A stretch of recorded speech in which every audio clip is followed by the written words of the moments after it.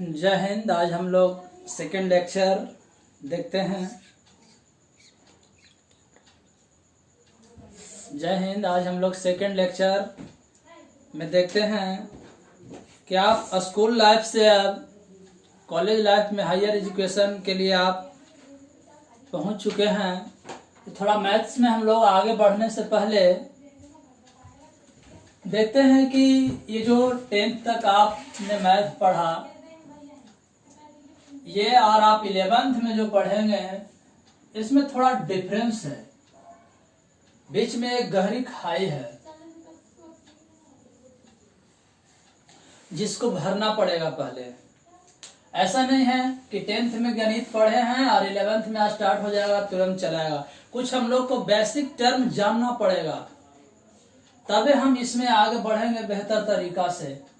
तो वो basic term भरने के ही आज हम कोशिश करेंगे कि वो बेसिक टर्म को हम लोग कैसे जानेंगे, तब हम लोग गणित में आगे बढ़ेंगे। तो बेसिक टर्म में आज हम कुछ नंबर्स के बारे में नोट किए हुए हैं, जैसे नेचुरल नंबर। आप कॉपी कलम लेकर के ही बैठे हैं और लिखते जाएंगे, हम बोलते जा रहे हैं, आप लिखते जाएंगे। नेचुरल नंबर कहने का मतलब होता है कि जिस नंबर का इस्तेमाल आप काउंटिंग के लिए करते हैं, गिनती के लिए करते हैं, उसी को हम लोग नेचुरल नंबर कहेंगे। और इसको कैपिटल एम से क्या करेंगे? डिनोट करेंगे। आप 9th 10th में पढ़े भी होंगे। गिनती कहाँ से स्टार्ट होता है? 1 से। तो 1 2 3 4 so on dot dot dot आते रहेगा। इसमें 10 भी आ गया, दिखाई नहीं दे रहा। 100 भी है ना, 200 भी है, बहुत सा इसमें संख्या आएगा। तो ये जिस नंबर का प्रयोग हम लोग किसी चीज को काउंटिंग करने के लिए करते हैं, गिनती करने के लिए करते हैं, उसी को हम लोग नेचुरल नंबर कहेंगे और इसको कैपिटल एन लिखा जाएगा। अब जब हम थ्योरी पढ़ाएंगे और कहीं भी कैपिटल एन आएगा तो आपको समझना चाहिए कि वो सर नेचुरल नंबर की बात कर रहा है, प्राकृतिक संख्या की बात किया जा रहा है, यही आप समझेंगे। अब देखो, अगर इसी नेचुरल नंबर को हम लोग जीरो मिला करके पढ़ते हैं, पूरे नेचुरल नंबर में जीरो मिला दिए, तो ये जो नया कलेक्शन बनेगा इसी को कहा जाएगा होल नंबर। क्या कहा जाएगा? Whole numbers. WHOLE, whole numbers. क्या? तो जब हम गिनती की काउंटिंग का जो नंबर है इसमें जीरो को मिला देंगे तो ये बन जाएगा आपका होल नंबर। इसको डिनोट किससे करेंगे? तो W से डिनोट करेंगे। अब जब भी W लिखा हुआ रहेगा कहीं तो आपको समझना चाहिए कि वो लगता है कि सर होल नंबर की बात कर रहे हैं। क्लियर? अब आ जाइए इंटीजर में। इंटीजर को डिनोट करेंगे I या Z से, इसको डिनोट करेंगे। अब ये क्या होता है इंटीजर? तो यहां तक तो आप पढ़ चुके होल नंबर। अब इसी में सब रियल, ये जो नेचुरल नंबर है उसका नेगेटिव लगाते चले जाइए तो ये हो जाएगा इंटीजर। यानी कि अगर आप कोई भी संख्या जो है परफेक्ट है, चाहे प्लस में हो या माइनस में हो, तो उसे हम लोग कहेंगे इंटीजर। ये जो आप यहां से देख रहे हैं ये, यानी कि 1 2 3 4, ये सब कहलाएगा पॉजिटिव इंटीजर। क्या कहलाएगा? पॉजिटिव इंटीजर, है ना। कहां से? तो 1 2 3 और 4, ये क्या कहलाएगा? पॉजिटिव इंटीजर, मतलब धनात्मक पूर्णांक। अब बताओ, ये जो यहां से नंबर इधर दिया है, आप इधर देख रहे हैं, -1 -2 -3 -4 सो ऑन, बहुत सा आते रहेगा। तो ये नंबर कहलाएगा निगेटिव इंटीजर। क्या कहलाएगा? Negative integer. यानी कि 1 2 3 4 सो ऑन को कहा जाएगा पॉजिटिव इंटीजर। ये -1 -2 -3 -4, इसे कहा जाएगा नेगेटिव इंटीजर। सर जीरो क्या है? तो जो जीरो है वो ना पॉजिटिव इंटीजर है और ना ही नेगेटिव इंटीजर है। जो जीरो है ये ना पॉजिटिव इंटीजर है और ना ही नेगेटिव इंटीजर है, लेकिन इंटीजर है, ये दिमाग में सेटिंग कीजिएगा। ऐसा नहीं कि दुनिया का जितना भी इंटीजर है चाहे तो वो पॉजिटिव रहेगा चाहे तो नेगेटिव रहेगा, ऐसा बिल्कुल नहीं। जीरो एक ऐसा इंटीजर है जो ना निगेटिव है ना पॉजिटिव है, लेकिन इंटीजर है। तो ये हो गया 1 2 3 4 5 को कहेंगे पॉजिटिव इंटीजर, -1 -2 -3 -4 को कहेंगे नेगेटिव इंटीजर। ये 0 जो है ना नेगेटिव इंटीजर है ना पॉजिटिव इंटीजर है। अब 0 को मिला दीजिए पॉजिटिव में, तो 0 1 2 3 4 को कहा जाएगा non negative integer. Non negative कहने का मतलब है इसमें नेगेटिव नहीं है। 0 1 2 3 4 को कहा जाएगा non non negative integer. Non negative कहने का मतलब ही होता है कि इसमें नेगेटिव नंबर नहीं है। ये 0 -1 -2 -3 -4 को कहा जाएगा नॉन पॉजिटिव इंटीजर। क्लियर है? तो ये सब नंबर को कहा जाएगा इंटीजर। ये यहां से 1 से लेकर के इधर हो जाएगा पॉजिटिव इंटीजर, -1 से इधर हो जाएगा नेगेटिव इंटीजर। 0 जो है न पॉजिटिव इंटीजर है न नेगेटिव इंटीजर है, लेकिन इंटीजर है। अब बताओ 0 मिला देंगे पॉजिटिव में तो ये कहलाएगा नॉन नेगेटिव इंटीजर, और 0 नेगेटिव में मिला देंगे तो ये कहलाएगा नॉन पॉजिटिव इंटीजर। मतलब पॉजिटिव नहीं है, बाकी सब है। ये अब आगे लिखा हुआ है रेशनल नंबर। इसको जनरली हम लोग कैपिटल Q से डिनोट करेंगे। ये रेशनल नंबर, इसको जनरली कैपिटल Q से क्या किया जाएगा? डिनोट किया जाएगा। अब रेशनल नंबर कहने का मतलब क्या है? जो इस फॉर्म में रहेगा, P/Q के फॉर्म में रहेगा, ये रेशनल नंबर होगा। ये रेशनल नंबर जो है किसके फॉर्म में रहेगा? तो P/Q के फॉर्म में रहेगा, जहां P भी एक क्या रहेगा? इंटीजर रहेगा। इसका मतलब है कि P is element of integer, या P कहां से आया है? तो इंटीजर की दुनिया से आया, ऐसा समझ लीजिए। या P किसका सदस्य है? इंटीजर का। या P एक परिवार है, किसका? तो I का, इसी का एक फैमिली है P। अब Q भी कहां से आएगा? तो इंटीजर की दुनिया से ही आएगा, लेकिन Q 0 नहीं होना चाहिए। ये फिर से समझ ले। रेशनल नंबर कहने का मतलब है कि इस फॉर्म में रहेगा। P भी कहां से आएगा? तो कोई इंटीजर रहेगा। Q भी क्या होगा? कोई इंटीजर रहेगा। तो इंटीजर तो 0 भी है, लेकिन 0 नहीं होगा, क्योंकि जब 0 से डिवाइड लगाते हैं तो हो जाता है अनडिफाइंड। अब बताओ, इसके बाद है इररेशनल नंबर। तो ये √2 √3 √5 पाई, ये सब है आपका इररेशनल नंबर। क्लियर? फिर आ जाते हैं रियल नंबर में। तो कहता है collection of rational and irrational number. जब टोटल रेशनल नंबर और टोटल इररेशनल नंबर को जब आप मिला देंगे तो वही कहलाएगा रियल नंबर। क्लियर? फिर से, जब टोटल रेशनल नंबर, इस दुनिया में जितना भी रेशनल नंबर है वो, और जितना भी इररेशनल नंबर है वो, अगर दोनों को कलेक्शन कर लेंगे, कलेक्ट कर लेंगे, तो वो नंबर कहलाएगा रियल नंबर। और इसको डिनोट किया जाएगा कैपिटल R से। क्लियर? फिर आ जाता है आगे, आप देखते हैं प्राइम नंबर।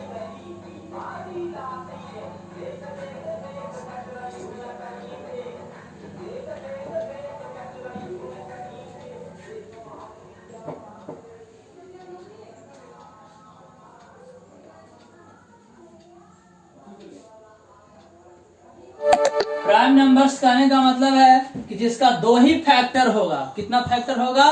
2 फैक्टर। नहीं हो रहा? प्राइम नंबर कहने का मतलब है कितना फैक्टर होना चाहिए? 2 फैक्टर। जैसे 2 का 2 ही फैक्टर है, 1 से और 2 से डिवाइड लगेगा तो ये प्राइम नंबर है। हम लिख देते हैं 4। ये प्राइम नंबर है कि नहीं? तो इसका फैक्टर है 1, 2 है और 4 है। इसका 2 से अधिक फैक्टर है तो ये प्राइम नंबर नहीं है। तो जिसका 2 से अधिक फैक्टर होगा वो प्राइम नंबर नहीं होगा, वो कंपोजिट नंबर होगा। और जिसका 2 ही फैक्टर है वो क्या होगा? वो होगा प्राइम नंबर। 2 है, 3 है, अगला क्या होगा? 5 7, फिर बोलिए 8 नहीं होगा, 9 नहीं होगा, है ना, 11 13, इसी तरह से होता है। ये सब है आपका जिसका 2 ही फैक्टर है, इसलिए ये सब कहलाएगा प्राइम नंबर। बाकी 4 है, 6 है, 8 है, 9 है, 10 है, ये सब क्या कहलाएगा? तो ये सब कहलाएगा कंपोजिट नंबर। ये सबको फास्ट में बता रहे हैं क्योंकि आप 9th 10th में इस चीज को पढ़ चुके हैं, इसलिए इसको फास्ट में बता रहे हैं। इसके बाद आते हैं को प्राइम नंबर एक आएगा।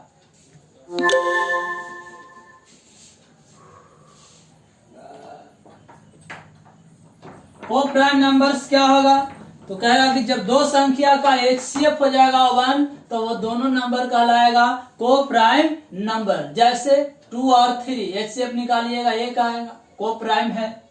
लिख दिए 3 और 5 HCF निकालिएगा 1 आएगा, को प्राइम है। लिख दिए 4 और 10 HCF निकालेंगे 2 आएगा, इसलिए को प्राइम नहीं है। तो जब दो संख्या का हम लोग दो नंबर का HCF निकालेंगे और को प्राइम आ जाए, एक आ जाए तो कहेंगे कि वो नंबर को प्राइम है। अगर एक नहीं आ रहा है, कोई और संख्या आ रहा है तो कहेंगे कि वो को प्राइम नहीं है। को प्राइम होने के लिए दोनों नंबर का HCF कितना होना चाहिए, 1 होना चाहिए। तो ये आ गया को प्राइम। एक होता है इवन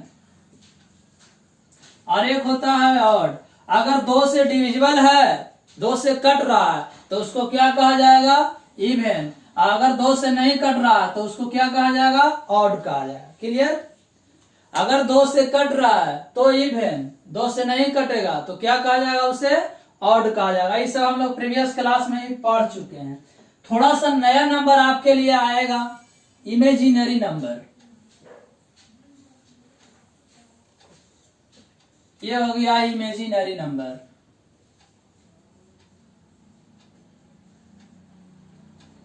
आप नोट भी कर सकते हैं। इमेजिनरी नंबर कहता है कि जिसका स्क्वायर, वैसा संख्या, वैसा नंबर जिसका जब हम स्क्वायर करें तो रिजल्ट नेगेटिव नंबर आ जाएगा, उसी को कहा जाएगा इमेजिनरी नंबर। पढ़िएगा, फिर आप इसके बारे में विस्तृत जानकारी आपको मिलेगा जब आप कॉम्प्लेक्स नंबर चैप्टर लिखवाया गया है 11th के सिलेबस में, उसमें आप पढ़ेंगे। थोड़ा सा इसकी जानकारी हम लोग यहाँ लेते हैं। इमेजिनरी नंबर कहने का मतलब होता है कि जिसका स्क्वायर करें और नेगेटिव आए। जैसे ये देखिए, रूट के अंदर -2 लिख दें और इसी का हम स्क्वायर कर रहे हैं तो ये आ जाएगा -2। इसका मतलब है ये जो है एक इमेजिनरी नंबर है। लिख दिए रूट के अंदर -3 और हम इसका स्क्वायर करेंगे तो आ जाएगा -3। तो यह क्या है, इमेजिनरी नंबर है क्योंकि इसका स्क्वायर -3 आ रहा। लेकिन हम लिखते हैं -√5, इसका स्क्वायर करेंगे तो 5 आएगा, क्योंकि माइनस का जब स्क्वायर करेंगे तो क्या हो जाएगा, प्लस हो जाएगा। इसका मतलब है कि ये इमेजिनरी नंबर नहीं है, ये है रियल नंबर। जिसका स्क्वायर प्लस में रियल नंबर, जिसका स्क्वायर माइनस में इमेजिनरी नंबर। क्लियर। अब देखो, रियल नंबर को आप किसी प्लेन में दर्शा सकते हैं। एक्सिस ड्रॉ कर करके y डैश x डैश, तो रियल नंबर को किसी प्लेन में दर्शाया जा सकता है, लेकिन इमेजिनरी नंबर को आप प्लेन में नहीं दर्शा सकते। कल्पना किया हुआ संख्या, ऐसा संख्या कोई है ही नहीं, इमेजिन किया गया है, इमेजिनरी नंबर है, तो जो है ही नहीं उसको दर्शाएंगे क्या। तो रियल नंबर को हम लोग प्लेन में दर्शाते हैं, लेकिन इमेजिनरी नंबर को प्लेन में नहीं दर्शाते हैं। आप इसको नहीं दर्शा सकते हैं। रियल नंबर में कौन बड़ा है कौन छोटा है आप कंपैरिजन कर सकते हैं, लेकिन आप इमेजिनरी नंबर को आप कंपैरिजन नहीं कर सकते। ऐसा नहीं लिख सकते हैं कि सर -√2 जो है छोटा है और रूट के अंदर -3 जो है बड़ा है। आप ऐसा नहीं लिख सकते। इमेजिनरी नंबर का कोई कंपैरिजन नहीं होगा, लेकिन रियल नंबर का तो पढ़े कौन बड़ा है कौन छोटा है। एक 2 पॉइंट नोट करने लायक है। पहला कि इमेजिनरी नंबर को हम लोग प्लेन में नहीं दर्शा सकते हैं। जो कार्टेशियन पढ़े कोऑर्डिनेट ज्योमेट्री 9th 10th में, आप वहां पॉइंट दर्शाते थे ग्राफ खींचते समय, तो उसी तरह से आप इमेजिनरी नंबर को प्लेन में नहीं दर्शा सकते हैं। किसी भी तल में, किसी भी प्लेन में आप उसको नहीं दर्शाएंगे, लेकिन रियल नंबर को हम लोग प्लेन में दर्शाते हैं। और दूसरा पॉइंट कि रियल नंबर को हम कंपैरिजन कर सकते हैं कि कौन बड़ा है और कौन छोटा है, लेकिन हम लोग इमेजिनरी नंबर का कंपैरिजन नहीं करेंगे कि कौन बड़ा है और कौन छोटा है। क्लियर।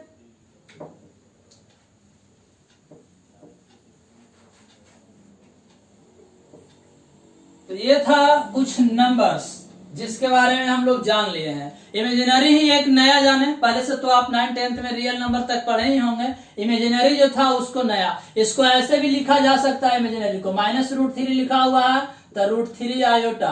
बाद में जब हम पढ़ाएंगे आपको कॉम्प्लेक्स नंबर तब विस्तृत जानकारी हम आपको इसकी देंगे। अभी आप इतना ही समझें कि रूट के अंदर अगर कोई संख्या माइनस में रहेगा तो इसको इमेजिनरी नंबर कहा जाएगा। इसको तल में हम नहीं दर्शा सकते हैं और नहीं इसका कंपैरिजन करेंगे कि कौन बड़ा है और कौन छोटा है। क्लियर?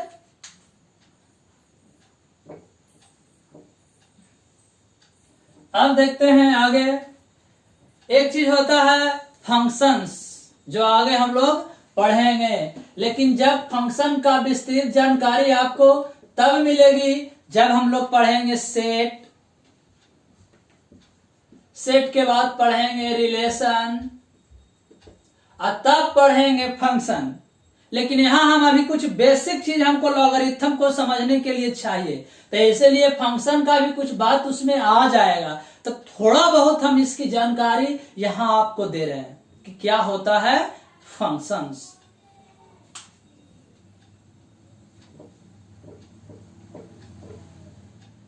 जैसे हम लिख दिए हैं, ये फॉर्मूला लिख रहे हैं कि ए बराबर हुआ πr²। ए है क्षेत्रफल वृत्त का, और वृत्त का क्षेत्रफल क्या होता है? πr² होता है। चेक करना है कि रिलेशन जो दिया गया है, इस संबंध जो दिया गया है, ये फंक्शन है या नहीं। तो आप सोचे, जब जब हम r का मान रखेंगे ए का मान आएगा या नहीं आएगा? आए?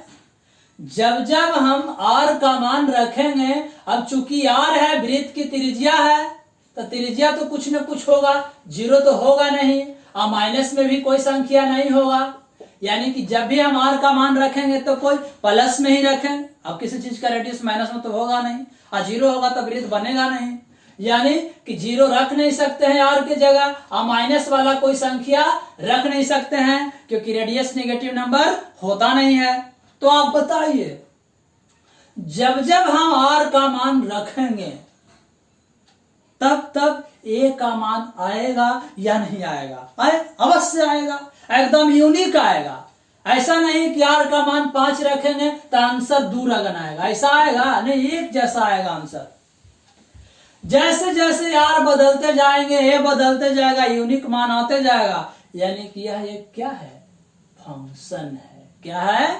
फंक्शन है ना। आप लिख रहे हैं फंक्शन ऐसे, x² + 1, ये द्विघात बहुपद था, इसी को fx फंक्शन से लिख देंगे। fx का मतलब हो गया कि यह एक फंक्शन है fx। ये जो x है ये कहलाता है डोमेन, और इसका जो मान आएगा ये कहलाएगा रेंज। ये फिर से आप ध्यान देंगे अच्छा से। जैसे यहां जब जब हम r का मान रख रहे हैं तो r क्या है? डोमेन है। ए जो निकलेगा वो क्या होगा? रेंज होगा। यहां देखिए, जब जब आप यहां मान रखिएगा x का, तो इसको हल करेंगे तो कुछ आएगा। जैसे हम x का मान रख दिए 0, तब पता है इसका मान कितना आ जाएगा? 0 का स्क्वायर, 0 में 1 जोड़ेंगे तो 1 आ जाएगा। तो ये हो गया डोमेन और ये हो गया रेंज। 1 रखोगे जब x का मान, तो ये जो इसका मान है ये 2 आ जाएगा। तो ये हो गया डोमेन, ये हो गया रेंज। यानी कि जो यहां हम मान रखेंगे वो क्या होगा? वो होगा डोमेन, और जो मान निकलेगा वो क्या होगा? रेंज। फिर आप इसके बारे में पढ़ेंगे फंक्शन में, थोड़ा इसकी जरूरत पड़ रहा है, इसलिए हम इसके बारे में आपको बता रहे हैं कि जो हम मान रख रहे हैं वो कहलाएगा डोमेन, और जो रिजल्ट आएगा, आउटपुट आएगा, वो आपका हो जाएगा रेंज। इनपुट हो गया डोमेन और जो आउटपुट निकलेगा वो हो जाएगा रेंज। क्लियर?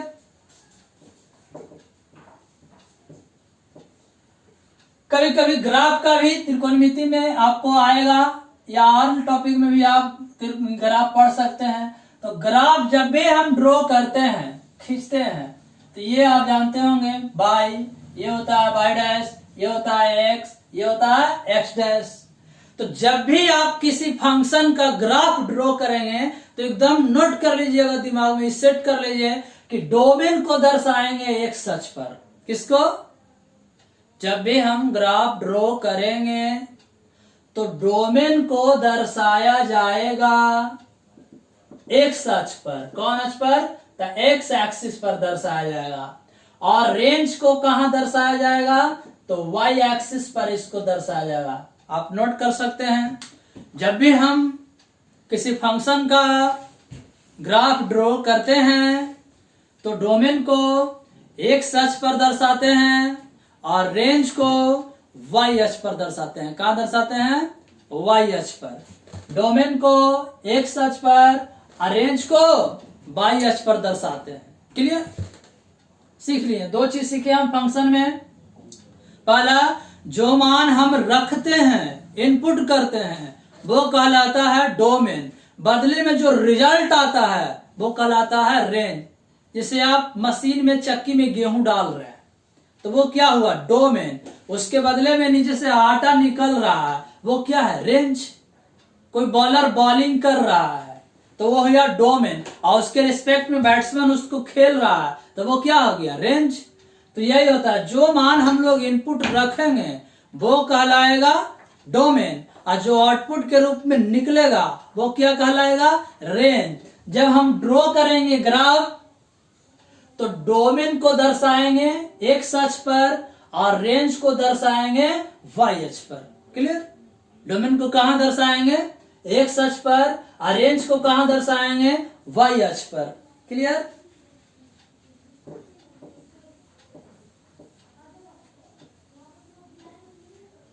जैसे हम एक ग्राफ के जरिए समझते हैं, ये हो गया आपका वाई एक्सिस और ये हो गया आपका एक्स एक्सिस। ये एक्स डैश है, ये एक्स है, ये वाई डैश है, ये वाई है, ये मूल बिंदु ओ है। मान लेते हैं किसी फंक्शन का इस तरह से ग्राफ ड्रॉ किया हुआ है। बाद में समझेंगे कि इसका ग्राफ किस चीज का जाता है। तो इस तरह से ड्रॉ किया हुआ है। अभी ग्राफ पर आप कोई पॉइंट लीजिए ऐसे, और हमको डोमेन खोजना है कि इसके रिस्पेक्ट में डोमेन क्या है। तो आप एक्स अक्ष पर आएंगे, ये आपका डोमेन हो गया। ये जो पॉइंट मिला, मान लेते हैं कि पॉइंट का नाम एक्स नॉट है, तो ए एक्स नॉट हो गया डोमेन। और इसके रिस्पेक्ट में रेंज ढूंढना है तो आप परपेंडिकुलर यहां से ड्रॉ कीजिए। किस पर? बाई एक्सिस पर। तो ये जो पॉइंट मिला, मान लेते हैं इसका नाम है वाई नॉट, तो ये हो गया रेंज। क्लियर? यानी कि डोमेन ढूंढने के लिए हम लोग एक्स अक्ष पर जाएंगे और रेंज को खोजने के लिए कहां जाएंगे? वाई एक्सिस पर जाएंगे। क्लियर? अब एक आध पॉइंट और देखते। बताओ इस पॉइंट का डोमेन रेंज लिखना चाहते हैं, बताओ। डोमेन ढूंढने के लिए एक्स अक्ष पर जाएंगे कि वाई एक्सिस पर? एक्स एक्सिस पर। तो ये हमारा आ गया इसके रिस्पेक्ट में, ये पॉइंट जो हो गया डोमेन हो गया। मान लेते हैं x1 है। अब इसके रिस्पेक्ट में रेंज क्या आएगा? तो आते हैं ये वाई एक्सिस पर। क्लियर? ये y1 हो गया रेंज। तो फिर से हम लोग समझ रहे हैं कि जो फंक्शन होता है उसमें जो हम मान रखते हैं, वो इनपुट करते हैं मान, वो होता है डोमेन। जो रिजल्ट के रूप में हमें प्राप्त होता है वो कहलाता है रेंज।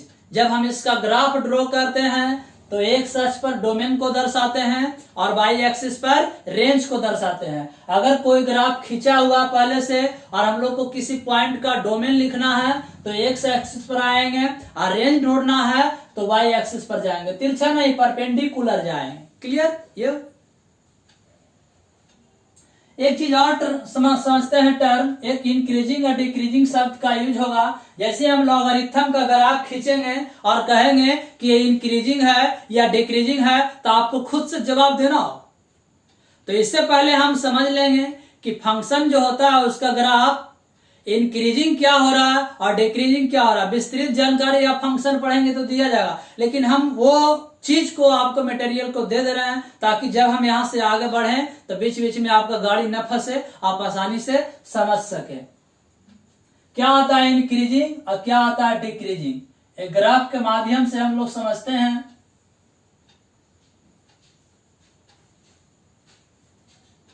ये वाई एक्सिस हुआ और ये एक्स एक्सिस है, ए ओरिजिन है। मान लेते हैं किसी फंक्शन का ग्राफ जो है वो इस तरह से ड्रॉ किया हुआ है, ऐसे। ये किसी फंक्शन का ग्राफ है। अब किसका है ये बाद में आपको पता चल जाएगा। अभी थोड़ा सा आप 10th से 11th में जा रहे हैं तो थोड़ा तो वक्त लगेगा। ऐसा नहीं है कि एकदम भारी हम आपको सिलेबस से डरा रहे हैं, बिल्कुल नहीं।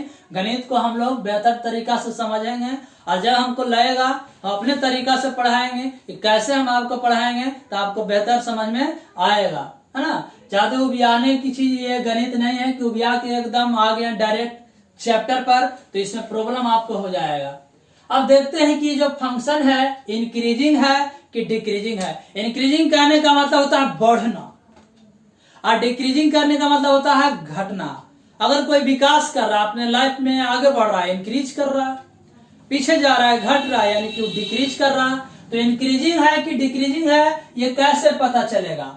तो इस फंक्शन पर अपना मन से आप 2 पॉइंट लीजिए। पहले एक पॉइंट ले लीजिए, कहीं भी आप ले सकते हैं। ये पॉइंट यहाँ भी कहीं भी आप पॉइंट ले लिए। पॉइंट लेने के बाद आप इससे एक सच पर लंब डालें, तो एक सच पर हम लंब डाल रहे हैं ऐसे, तो ये मिला हमारा डोमेन x0, इसका नाम रख दिए। चलिए अब हम रेंज ढूंढते हैं, तो इसके रिस्पेक्ट में ये आए y एक्सिस पर, ये हमारा रेंज हो गया y0। सर ड्रॉ कर लें, क्या पता चल गया कि फंक्शन इंक्रीजिंग है कि डिक्रीजिंग है? बिल्कुल नहीं। एक पॉइंट और लीजिए इस पर, कहीं भी एक पॉइंट ले लिए, यहाँ एक पॉइंट। अब बताओ यहां से इस पर खोजें तो ये हमारा x1 जो है ये मिला डोमेन, इसके रिस्पेक्ट में ये रेंज मिला y1। ये अब कैसे पता चलेगा? तो देखो, तो डोमेन पहले था माइनस में, अब ये जो डोमेन है पहले से बढ़ा है कि घटा है? मूल बिंदु से इधर किस में होता है? माइनस एक्सिस पर। और मूल बिंदु से इधर किस में होता है? प्लस में होता है। तो पहले से मान पहले था x0, अब जो डोमेन है ये x1 हो गया। पहले था डोमेन माइनस में, अब डोमेन किस में हो गया? प्लस में। तो पहले से डोमेन बढ़ा कि घटा? तो डोमेन जो है वो बढ़ गया है। पहले से डोमेन क्या हो गया है? बढ़ गया। अब रेंज देखते हैं, पहले से बढ़ा कि घटा? बताओ, पहले था ये y0, ऊपर पॉइंट है, अब घट करके ये नीचे आ गया, तो इधर तो पालसे में दर्शाते हैं ना, तो पहले इतना बड़ा संख्या था, अब इतना बड़ा रह गया। तो रेंज जो है वो पहले से घटा है कि बढ़ा है? एकदम सर घट के नीचे आया है, यानी कि जो रेंज है वो घट गया है। नीचे देखिए दिखा रहे हैं, घट गया है, यानी कि ये डिक्रीजिंग फंक्शन है। कैसा फंक्शन है? डिक्रीजिंग फंक्शन है, ये डिक्रीज कर रहा है इस तरह से। यानी कि यदि डोमेन बढ़ रहा है और रेंज घट रहा है तो समझ जाइए उसको कहा जाएगा डिक्रीजिंग फंक्शन। एक फिगर और ड्रॉ करते हैं।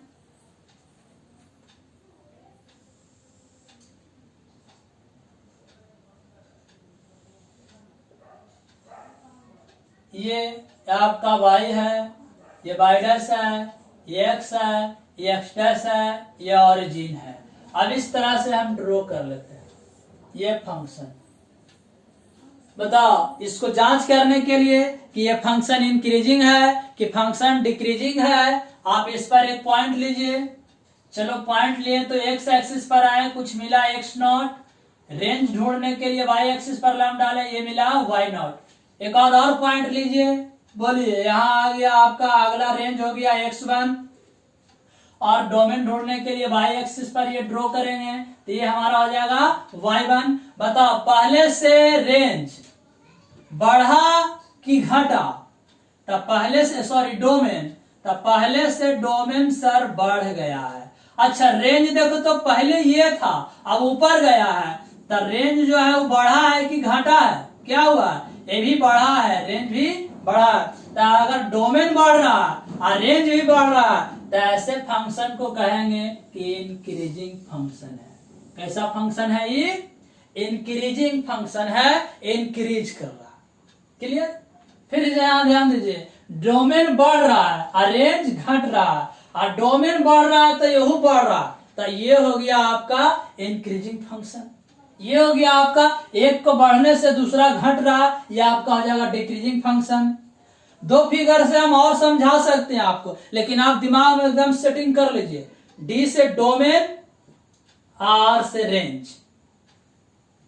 यदि डोमेन को बढ़ने से रेंज भी बढ़े तो फंक्शन इंक्रीजिंग। क्या होगा? आई से इंक्रीजिंग। यदि डोमेन के घटने से रेंज भी घट रहा तभी फंक्शन इंक्रीजिंग। देखो ये नहीं दिमाग में रखना कि घट रहा तो घट रहा तभी इंक्रीजिंग। ध्यान से फिर से, अगर डोमेन बढ़ रहा रेंज भी बढ़ रहा तभी फंक्शन इंक्रीजिंग। अगर डोमेन घट रहा रेंज भी घट रहा तभी फंक्शन इंक्रीजिंग।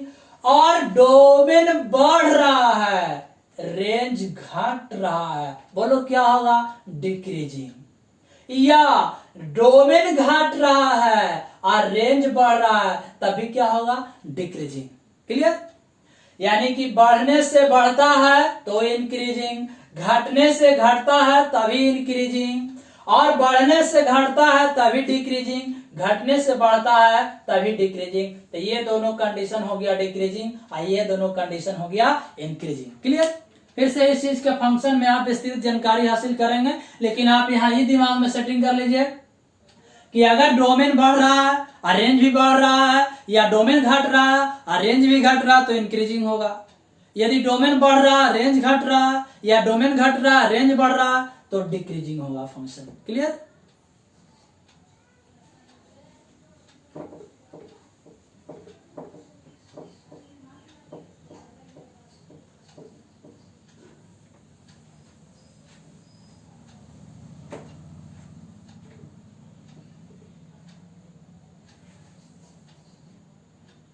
अब देखिए, एक थ्री सिस्टर की कहानी है जो आपको सुनाते हैं। इन तीन सिस्टर, तीनों बहनें की कहानी से आपको लॉगरिथम क्लियर होने वाला है।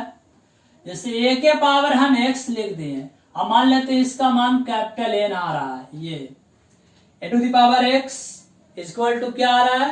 Capital N। मान आता है ना, जैसे हम 2 के पावर 10 लिखते हैं तो मान कितना? 8 आ जाएगा ना। 10 के पावर 2 लिखते हैं तो मान कितना आ जाएगा? 100 आ जाएगा। तो मान लेते हैं कि a के पावर में x दिया, मान कितना आ गया? N आ गया। इसमें तीन सिस्टर, हम तीनों का नाम रख देते हैं। ये है, मान लीजिए कि कभी कभी n गायब हो जाएगा, कि n का मान हम लोग को निकालना रहेगा, है ना। तो n का मान हम लोग कैसे निकालेंगे? कभी कभी ये गायब हो जाएगा, ये गायब हो जाएगा, ये पता रहेगा, ये पता रहेगा, ये नहीं मालूम रहेगा। अब कभी कभी ये गायब हो जाएगा, जैसे हम लिख दिए 2 के पावर 3 बराबर वट। बताइए इस बार कौन गायब है? n गायब है। n के बारे में हम लोग नहीं जान रहे हैं। हम लिख दिए कि 2 के पावर में कितना देंगे? वट, की आ जाएगा 16। इस बार कौन गायब है?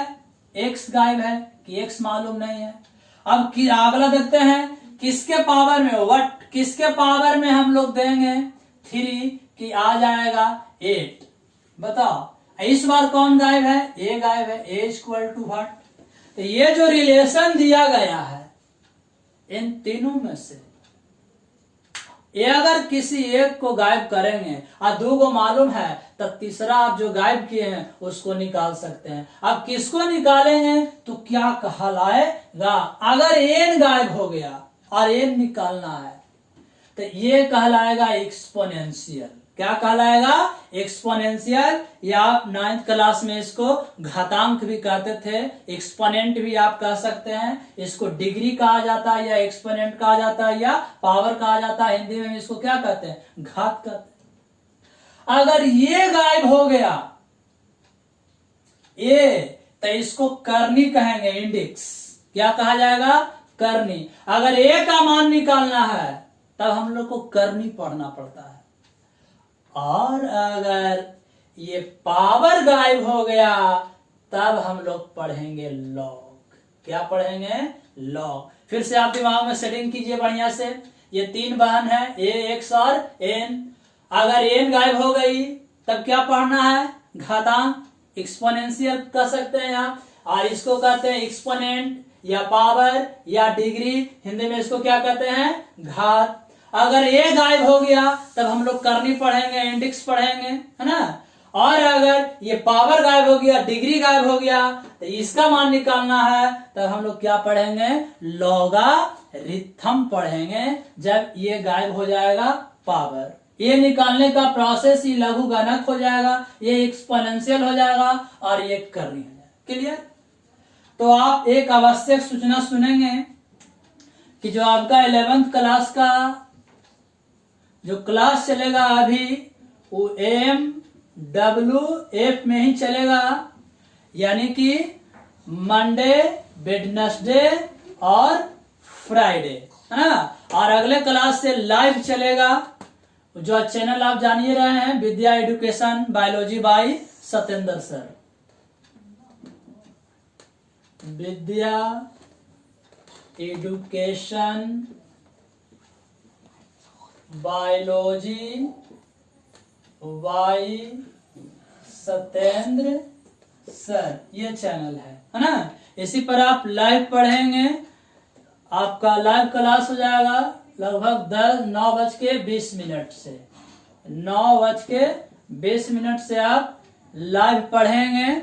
चैनल है Vidya education biology by Satyendra sir, जिस चैनल पर 10th क्लास का स्टूडेंट पढ़ता है। 10th के बाद तुरंत पढ़ाएंगे 11th क्लास का। और आपका अभी चल रहा है बेसिक मैथ। अगले क्लास में भी काफी इंपॉर्टेंट टर्म हम लोग समझेंगे। आज जो हम लोग सीख लिए हैं कुछ बातें, उसको फिर से नंबर्स के बारे में जानेंगे, क्या रियल नंबर है, क्या नेचुरल नंबर है, क्या होल नंबर है। फिर हम थोड़ा फंक्शन के बारे में आपको बताएं, फिर फंक्शन का ग्राफ के बारे में आपको बताएं।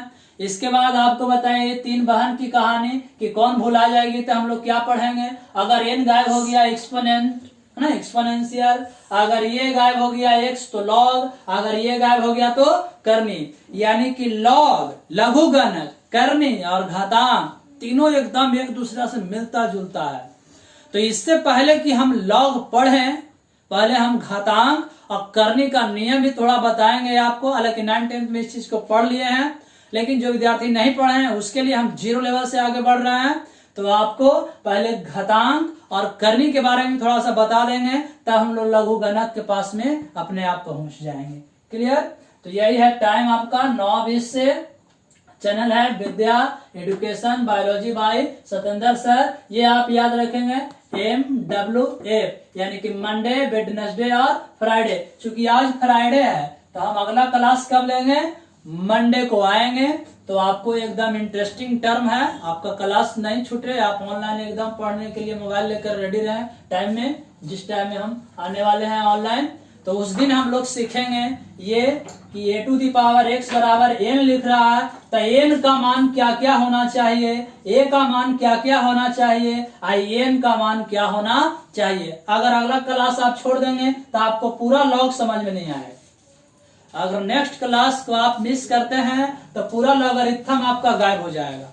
इसलिए नेक्स्ट क्लास आपके लिए इंपॉर्टेंट है। तब तक के लिए धन्यवाद। सोमवार का आप इंतजार करें।